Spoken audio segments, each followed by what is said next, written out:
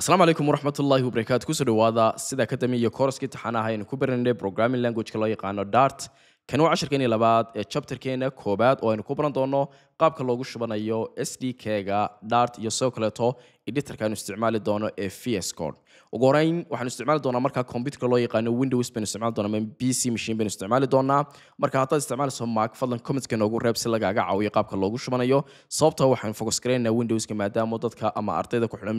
akademiyadu ay aad ugu badan yihiin Windows-ka dadka Mac isticmaalayana ay aad u kooban yihiin ugu horeyn waxaan soo furayaa markaa Chrome-kaaga ama browser-ka doonto soo furo deedna waxaan ku qornaa markaa dart.dev marka website-ka official-ka ah ee waxa weeyaan Dart baynu gelaynaa waxaan markaa tegaynaa button halkan ku yaala ay ku qoran tahay get Dart waxa ku soo baxaya markaa page-ka aad kala soo degayso waxa loo yaqaano SDK-ga SDK waxa loo soo gaabsaday waa software development kit waxaana uu isfahansiinayaa computer-kaagu inuu fahmo ayuu fududeynayaa inaad markaa aad qoriso code-ka luqadda loo yaqaano Dart taa macnaheedu waxa weeyaan haddii aanu SDK-gan ku jirin computer-kaagu ma fahmi doono qoraal kasta ama code kasta oo aad qorto oo luqadda Dart marka waa qasab inaad marka hore aad la soo degto SDK-gan marka wixii qoraala aad akhriyi doona laakiin halkan waxa kula wadaagaya waa tip uu kugu sheegayo haddaad mustaqbalka aad doonayso inaad Flutter isticmaasho uma baahnid inaad imika markaa Dart aad gooniyaad la soo degto wuxuu ku oranayaa markaa SDK-ga Flutter la soo deg marka SDK-ga Flutter haddaad la soo degto computer-ka uu kugu jiro waxa weeyaan Flutter aad marka hore aad ku shubatay gooni uguma baahnid inaad markaa aad Dart aad ku shubatay laakiin waynu kala saarinaa Flutter marka ka warrameyno gooni baynu ku shubi doonaa SDK-geeda laakiin maanta waxaanu focus gareynaa waxa loo yaqaano Dart ka hor markaa intaynaan la soo degin SDK-ga oo aynaan ku shubin waxaan eegayaa computer-kaygu ma fahmayaa code-ka loo yaqaano Dart marka si aan u hubiyo in computer-kaygu ku jiro iyo inaanu ku jirin haddaad soo furato terminalkaaga ama waxa weeyaan aad soo furto Windows markaad ku dhufato deedna terminal ku qortad click siiso terminalka markaa shaashadan madow baa loo yaqaan haddii iminka markaa aan qoro command-ka loo yaqaano matalan dart-version waxaad ii sheegtaa version-ka ku jira computer-ka ee luqadda loo yaqaano Dart haddaan enter siiyo wuxuu kuu soo dhigaya markaa error-kan buu kuu soo dhigaya haddaad error-kan aragto taa macnaheedu waxa weeyaan computer-kaaga ma fahmayo waxaad ka wada Dart iyo waxa ay tahayba sidaa darteed ayaynu ugu baahnay markaa SDK-ga ama software development kit-ka Dart waa inaad kusoo shubtaa marka waxaad arkaysaa iminka dart-version markaan qoray haba yaraatee waxa weeyaan ma fahmaya wuxuu ku leeyahay term-kan loo yaqaano Dart ma aqoonsan karo marka waan iska soo xidhayaa si markaan ku shubo ayuu markaa aqoonsanaan doonaa halkan wuxuu kusoo sheegaya markaa Windows iyo Linux iyo versionada sidoo kala qaadanayo wixii documentation adiga akhriyi doona hoos baynu markaa u degaynaa habkan waxa weeyaan haddaad chocolate isticmaalayso qaab kale loogu shubto weeyaan laakiin wadada fudud markaa inagu raaci doona hoos baynu degaynaa halka ugu hooseysa linkiga markaa aad tagto halkan waxa ku yaala to install a dev channel markaa waa inaad la soo degtaa SDK as a zip deedna click baan siinayaa deedna SDK-ga markaa waxa weeyaan maxaa loo yaqaanaayay wixii note ah notice halkan wada akhriyi doontaa laakiin computer-kaagu noocu yahay markaa waa inaad la soo degtaa version-kiisa marka halkan buu ku soo baxay SDK-yada kala duwan haddii markaa isticmaalayso Windows baa ku taagan haddaad Mac Linux waad bedeli karaysaa marka markasta stable channel-ka waa inaad la soo degtaa waxa laga yaabaa marka qaar beta version baa jira oo xagga hoose ku yaala ama div channel baa jira marka waxa muhiim ah markasta inaad la soo degto oo aad ku shubato stable channel-ka hadda la taagan yahay kaasa marka wax errorisa aan yeelanahaynin version computer-ka si aad u hubiso ugu horreyn Windows-kaaga soo furo this PC-gaaga tag right click see deedna waxaad eegaysaa markaa properties anu markaa waxaan isticmaalayaa waxa weeyaan waa system type-kaygu waa 64-bit operator system waxaan isticmaalayaa markaa ARM baan isticmaalayaa markaa process-kaagu nooca uu yahay markasta waa inaad hubisaa version-ka la soo degaya qasab maaha inaad la soo degtaa marka haddaad iska soo isticmaali markaa waxaan isticmaalaya waa 64-bit ARM deedna waxaa la markaa iga soo xidh haddaan imaado markaa qaybtii download-ka labadii waa markaa adiga waxa laga yaabaa markaa 64-bit kaliya ajtaga machine-kaagu uu yahay laakiin aniga waxa ka horeeya ARM ama ARM 64 marka kaasaan la soo degaya adiga saki uu yahay computer-kaagu haddii markaa Windows aad isticmaalayn oo Mac isticmaalayso ama Linux-na halkan baad ka bedeli doontaa kadib waxaa leeyahay markaa Dart SDK kamaan ku dhufanayaa kadib download-kii baa markaa uu soo boodaya 130 MB weeyaan dadna waxaa leeyahay markaa start download marka internetka speed fiican waa inaad haysataa si markaa download-kaagu kugu dhamaado waynu sugaynaa markaa inuu inoo dhamaanayo dadna waxaynu eegi doonaa qaabka markaa aynu ugu shubayno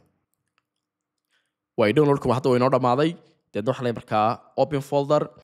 waxaan tegayaa markaa download folder-kayga uu markaa igu save gareeyay waa kan markaa hadda waa WinRAR file marka waa inaan folder caadi oo bedelaa waxaa leeyahay markaa right click deedna marka waxa leeyahay extract all deedna click baan siinayaa marka locationkii buu weydiinaya marka halkiisaan ku deynaya waxa leeyahay marka extract folder caadiya ayuu markaa hadda inoogu bedelaya markii hore muxuu ahaa zip ama rar file buu ahaa imika markaa folder caadi inoogu bedelay filekiina halkan buu inoo soo dhigay marka kaynu u baahanay waa fileka loo yaqaano dart sdk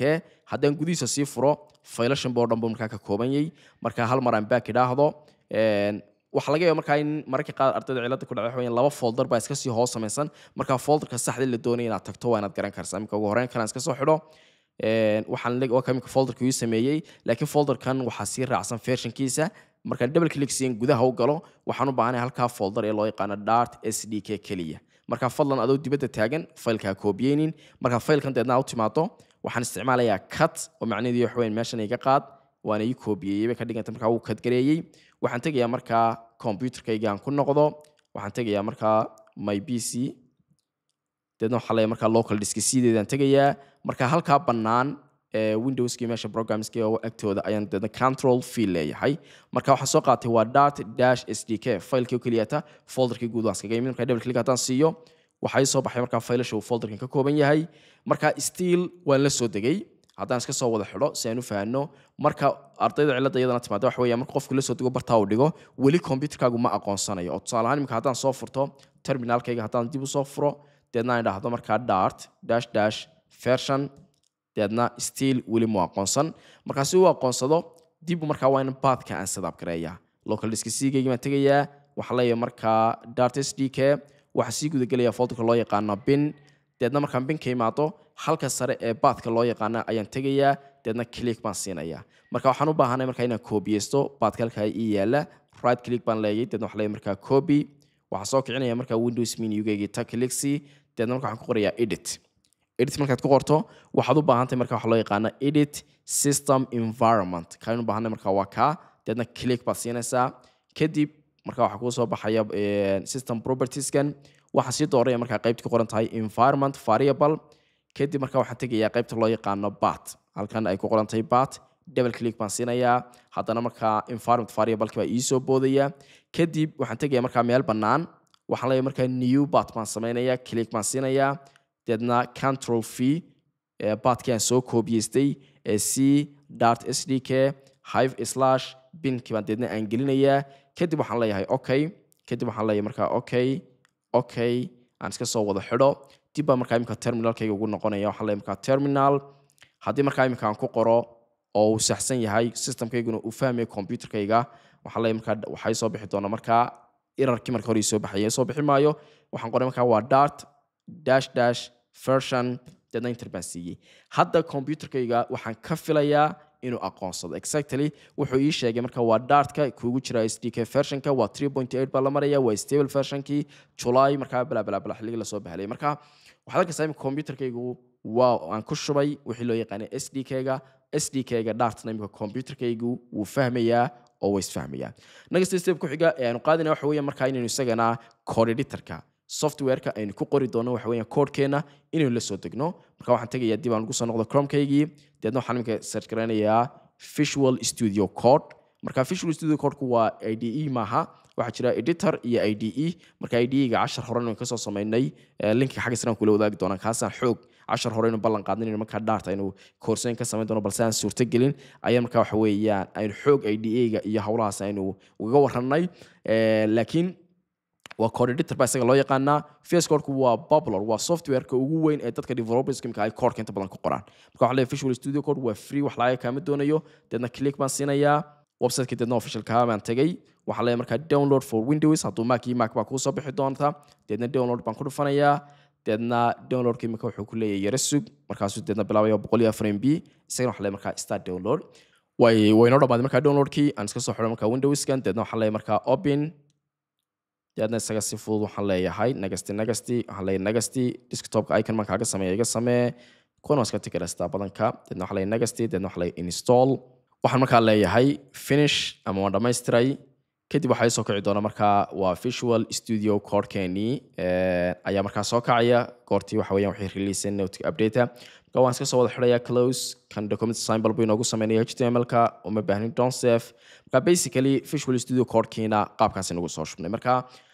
cashirkeena kan ku xiga ayaynu markaa ku baran doonaa extensionka aynu u baahannahay ee muhiimka ah ee luuqadda Visual Studio Code-ku